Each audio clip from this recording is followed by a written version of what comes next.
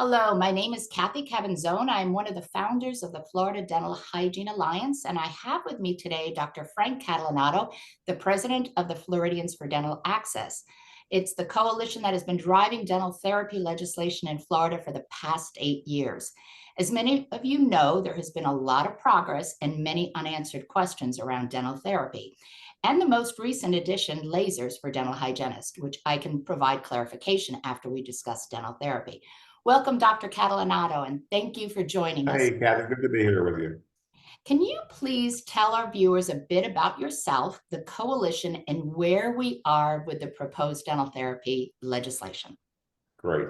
Happy to. So basically, I'm a career academic. I've been in the academic field of dentistry for 55 years. I was the dean at the University of Florida College of Dentistry. Currently now a professor in the department, about to retire in a couple of days, actually. And I have been investigating and working on dental therapy for over 20 years now. I heard about it up in Alaska. I went to see the program in action, and I've been to Minnesota and Alaska numerous times. I've testified in other states about dental therapy. And about 9 years ago, I said, we need to bring this to Florida. The problems in Florida are just awful in terms of how we rank in oral health and access to oral health care and oral health diseases. So I started this coalition with funding from the Pew Trusts out of Washington. Our goal was to grow a bipartisan coalition of individuals, dentists, dental hygienists, and organizations that understood the importance of access to oral health care.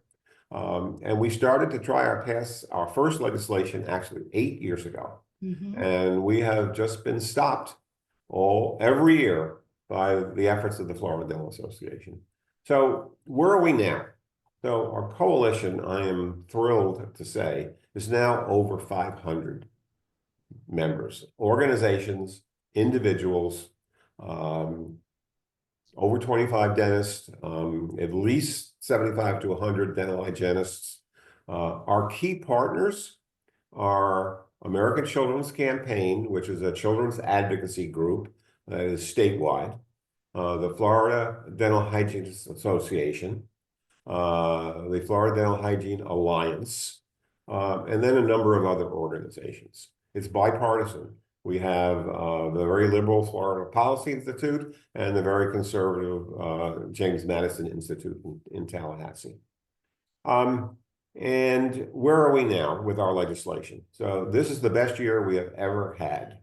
We have a bill in the House, House Bill 21 and Senate Bill 82. And the great news is that just in the last 10 days, House Bill 21 has passed in the House by an incredible vote of 78 to 22 or 32. I'm not positive of that number. We always knew we were going to have some difficulties in the Senate. So here's what happened in the last week, which is really wonderful. The Senate president is a rural guy from a rural county, and he has a slate of proposals and actions that he wants to take, which he calls the Rural Renaissance. Okay, that was a package of bills that included healthcare, agriculture, education, with a focus on the rural counties, but which is applicable statewide. And that bill passed unanimously in the Senate, which is wonderful. Bipartisan support. Think about that. And then was sent over to the House. What happened in the House is interesting.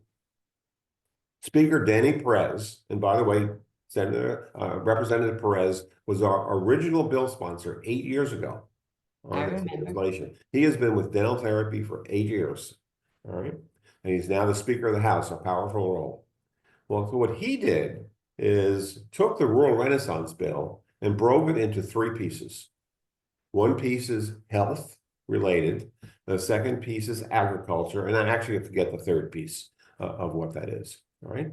And then what he did is he put the dental therapy legislation into the health piece of the Rural Renaissance Bill.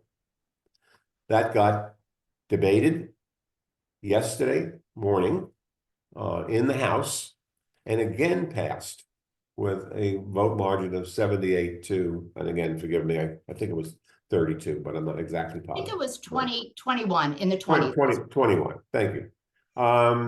This is wonderful news. Mhm. Now, the process is that section of the Rural Renaissance Bill goes over back to the Senate because they have to revote on it because it's not the bill that they sent over to the House. And my assumption is, and I don't know this for a fact, but I have to assume it, that the other two pieces also passed the House and got sent back to the Senate. Now it's up to the Senate. Are they going to accept the Rural Renaissance package of healthcare actions that includes dental therapy, or are they going to reject it? And so this week is going to be an important week coming up for the next 5 days. And actually, we think for the next 10 days, because all signs are that they're going to extend session by 1 week. So that's where we are with the legislation, the best we've ever done in 8 or 9 years. And I certainly attribute that to two things, the hard work of our lobbyists and the addition of American Children's Campaign to our work over the last 2 years. Because just to explain who they are a children's advocacy group that has a lot of political experience and a lot of communications experience. And they have been shaping our messages for the last 2 years. Excellent. That's where we are.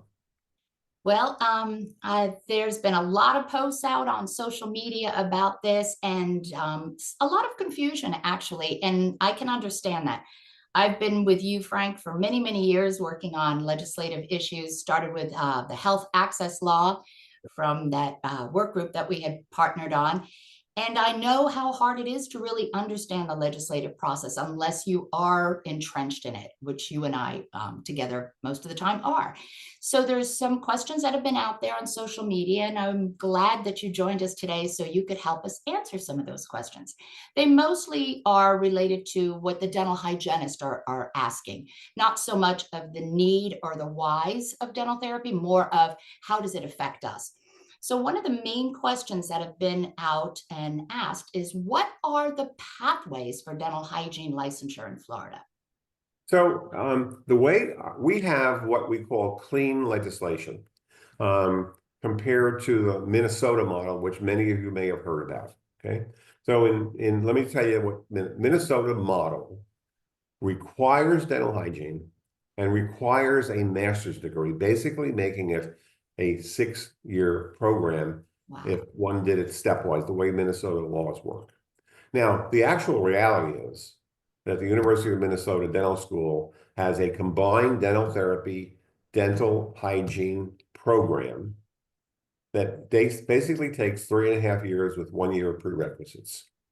And with that, you get a master's degree. So right away, you can see the joke here that, you know, a master's was a technical requirement. You don't want legislators requiring degrees. You just want them to approve the profession and let the colleges make the decision. So now let's bring that to Florida. So there's 3 pathways that I can see to becoming a dental therapist in Florida. The first pathway is for an existing dental hygienist. All right. And this comes from conversations with existing dental hygiene programs that want to do this, want to host this. So existing dental hygienists can enter right into a dental therapy educational program.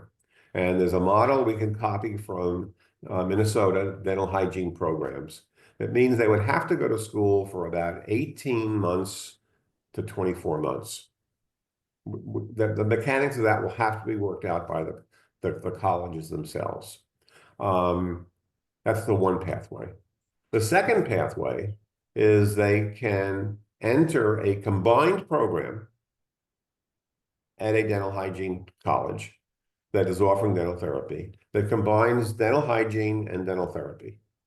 That will most likely require about a year of prerequisites, just the way dental hygiene does now. Mhm. Okay, and probably can be done in between 3 and 4 years. And the third pathway is becoming just a dental therapist without dental hygiene. And again, that would require about a year of prerequisites and then a 3 academic year or 2 calendar year program. More than likely, my guess is, in my conversations, is that only the first 2 pathways will be pursued in Florida, and not the pathway of just becoming a dental therapist. So this is a tremendous career opportunity, growth potential for dental hygienists who want to be able to do more than they are currently allowed to do as a dental hygienist. Excellent, excellent. Okay, some of the questions that other questions we have, you kind of answered it. A lot of people feel that it should be a master's degree. So share with me why this is going to be, I believe it's going to be an associate's in science degree, correct? Okay. It's possible that this could be a bachelor's degree because it's added on to dental hygiene. Again, we leave that decision to the colleges. You don't want this artificial thing that happened in Minnesota, which is being honored to the letter of the law, but is totally abbreviated. All right. 6 years of training, with a master's degree, why not go to dental school for 2 more years? It's just is not necessary. We know from the data from other states, in particular Alaska, Oregon, and Washington, that you just simply don't need that lengthy and educational experience. I should add one more thing about the pathways in Florida that I've been discussing with educators. There's a sense that a fair amount of this coursework can be done online and remotely. Obviously, the preclinical laboratory work and the clinical work are going to have to be done within the institution. Okay, but there's academic courses that can be done online. That means that dental hygienists can still be working in their jobs and be able to pursue this, except for the periods that need pre-laboratory, as I said, preclinical laboratory and clinical experiences. And this is a great, to me, this is a great opportunity. And I would not have thought about it because no other program is currently doing that in the country. And that's an idea that came from, I don't want to name names at this point right now, but educators here in Florida. That makes a lot of sense. When I did my local anesthesia certification, all of the didactic was online. My bachelor's degree, primarily, most of it was online until I had to do my capstone. So it makes perfect sense, especially if we all have to work nowadays. It would be great to be able to work, and then we can do the coursework when we have free time or downtime. So some of the other questions that some people were confused that this is more of an expansion of the dental hygiene scope. You did clarify that, so it is not. There's also the confusion that if, say, they go the pathway of dental hygiene with advanced standing, then they would be dual licensed. If they go that second pathway of learning and be licensed dental hygiene and dental therapy, they would also have both scopes. But what if there is that one pathway of dental therapy only? Will they be allowed to do dental hygiene scope, all of the dental hygiene scope procedures? No, so they are trained and educated in the program to do cleaning, scaling, including subgingival scaling, but that's it. Nothing else that's in the scope of practice of a dental hygienist. All right? So basically just prophies. Just prophies and scaling. Okay, very good. So no perio treatment or anything like that? No, nothing like that at all. That is not within their scope of practice. Okay, unless they're dual licensed. Unless they're dual licensed, yes. Great, great. All right, another question is, some were wondering if dental therapy will be like an associate of the practice. Yeah. How a dentist gets an associate of the practice. No, this is not like that at all. Although it may appear that way, but it actually is not that way. The dental therapist, hygienist must be an employee of a dentist. Okay. they must have what we call a collaborative practice management agreement that spells out what they are allowed to do within the scope under general supervision and under direct supervision. All right. And that spells that out. So the dentist can say, I need you to work in my office for 6 months before I'm going to let you do extractions of permanent teeth with a +3 mobility. Right? The scope will allow them to do that, but the dentist can restrict it to what they can do under general supervision. Totally between the dentist and the dental therapist. And I'm going to call them a dental therapist, but keep in mind I'm talking about the combo dental therapist, dental hygienist. Very good. So what is the scope of the dental hygienist? I know that there is the code of standards, so there's a lot of the scope in there. Some of the scope is in the law, but for those who do not know how to read both of them or don't even know where to go to read both of them, what basically is the dental hygiene, not the dental hygiene, sorry, the dental therapist scope, say without the dual licensing? Okay, so dental therapists can do an examination, chart caries. They can expose and interpret radiographs. They can assess the medical history. They are trained to the same level of competency as a dentist in the management of medical emergencies. And then the easiest way to answer the rest of the question is they can do a lot of single tooth procedures. So they can do restorations, composites, amalgams. They can do pulpotomies and stainless steel crowns. They can place and remove space maintainers. They can apply fluoride varnish, silver diamine fluoride, any of those preventive product sealants that are done. They can do repairs on a denture. They cannot fabricate dentures, but they can do emergency repairs. They can prescribe antibiotics, but not any narcotic pain medication. That's basically the scope. What we call routine, I'm sorry, when they can extract primary teeth and they can extract permanent teeth with a +3 mobility. We're talking about teeth that are already wiggling in the mouth.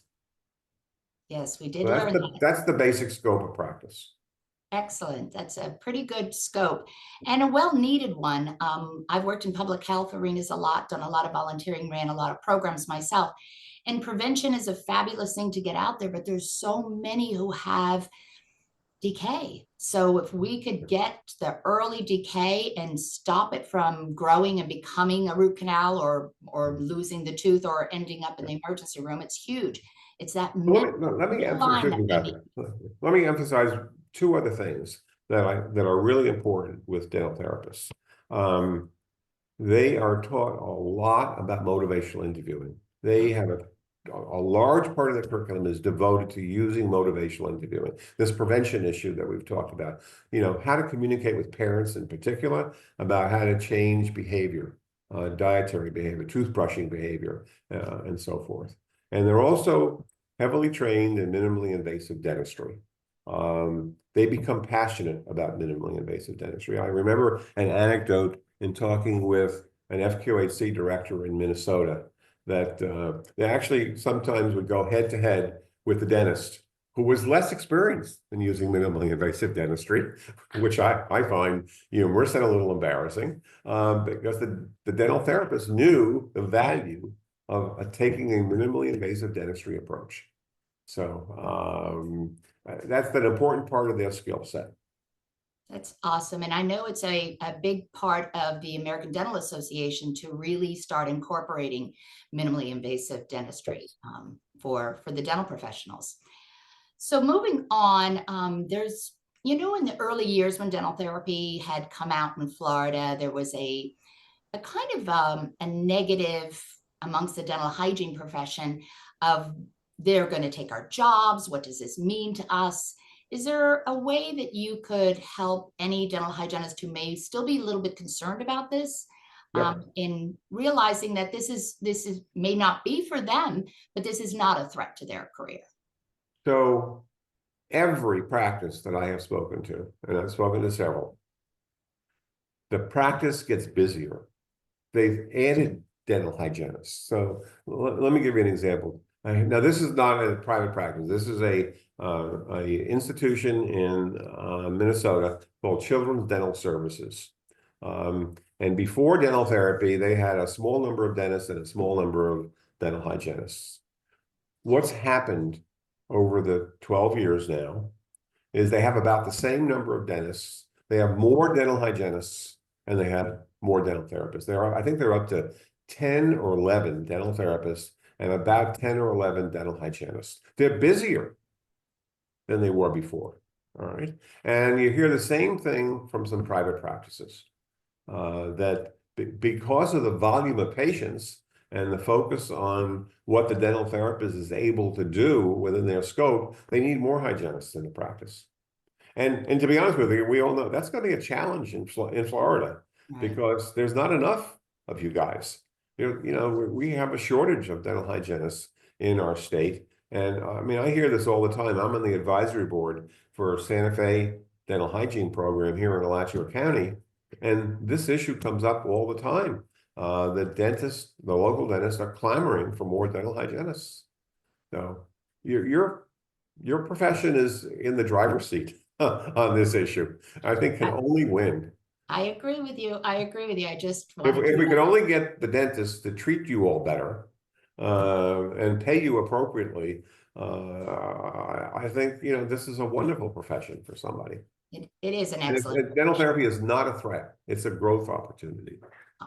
Well put, very well put. Another question is a lot of people were asking, where are the programs right now? How can I get started? How can I find out information?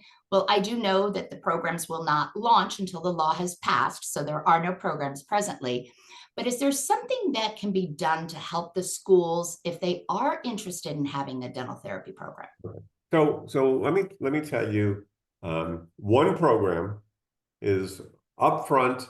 They want to be one of the host programs, and that's Miami-Dade. This goes from the president to the dean to the department chair to the program. Miami-Dade has been in this from the beginning and publicly in this. There are other programs that in our initial years were public, and they dropped out because of pressure from you-know-who. So I've been having conversations with at least 5 or 6 programs now that as soon as this law goes and passes, they're going to go public. So what can they do to get ready? And I'm not suggesting they do this until the law is passed. But to be honest with you, I have grant money to help them start the CODA preparation process. All these programs are familiar with getting CODA accreditation for their dental hygiene program. The dental therapy is a little more complex just because of the scope of practice issues. But we have money to help hire consultants for them and help them start to write up their CODA preliminary accreditation documents. And that's what we're going to do if this passes.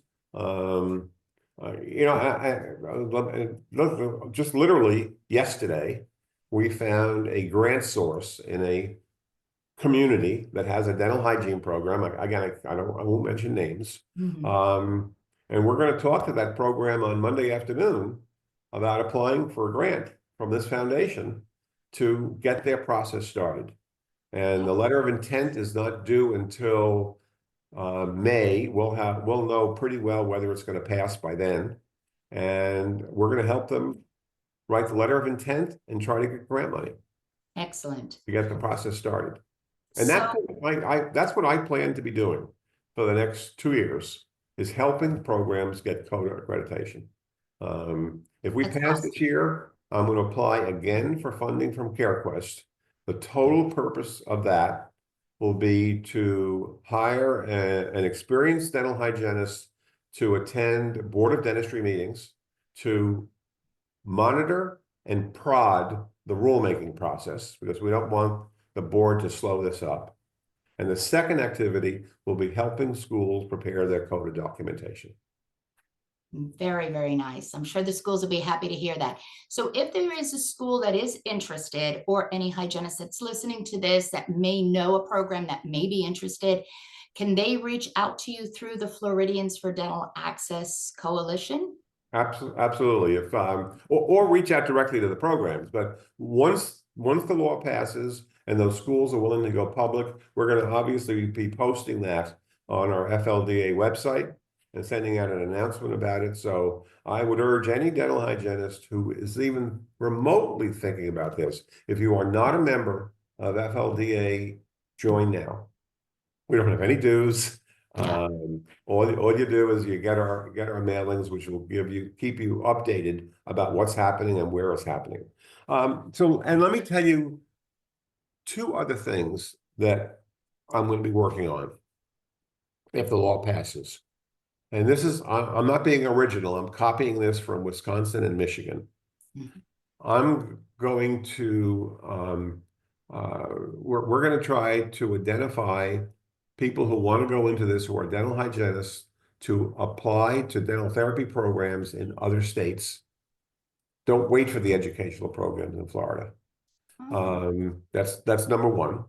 Number two, I'm going to approach a large key clinical provider in Florida to give loan forgiveness scholarships to dental hygienists who want to go get educated in another state and agree to go back and work for them for a couple of years in basically a loan forgiveness type arrangement to get this jump started.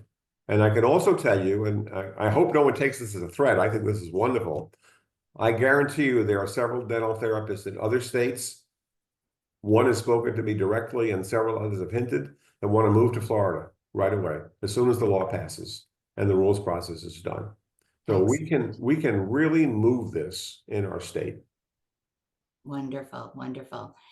I've So, also been working on dentist faculty members for dental therapy educational programs that are in the state right now. great, great. Because I know the schools could use all the help they could get. Absolutely. They will need all the help they can get. Absolutely. And thank you for what you do. Do you mind giving me a few seconds just to update everybody on the laser law that was actually added to that House Bill 1427, the Rural Renaissance Bill? Give me a second just to update the hygienist about that. All right. So this, as many of you know, I had worked with others to try to get the Board of Dentistry to change the rule to add lasers. We got shot down for many, many years. The last attempt was in 2021, I believe. So there was an organization that had reached out to me and asked if I could share some language with them. And they were interested in moving forward laser, LBR, basically laser bacterial reduction for dental hygienists in Florida. That kind of sat, I didn't know what happened to it. I'd reached out to them and they had other priorities at the time, but all of a sudden it popped up in the last week to 2 weeks. And they ended up putting that language onto the Rural Renaissance Bill in conjunction with dental therapy. So the laser and the dental therapy now sit on the Rural Renaissance Bill, HB 1427. So there has been some confusion with, there was HB 21, SB 8082, that passed, hurrah, hurrah, and now that really has been added to the Rural Health Bill, which is HB 1427. So keep a lookout for that. That's great.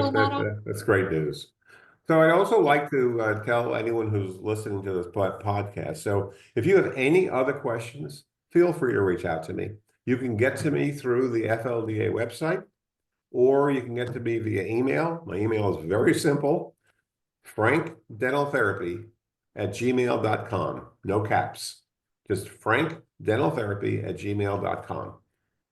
I will answer you. Excellent.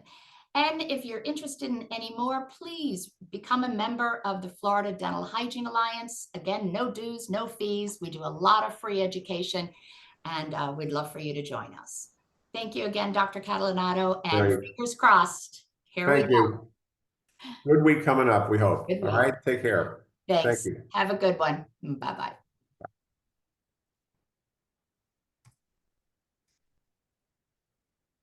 Terrific, Kathy.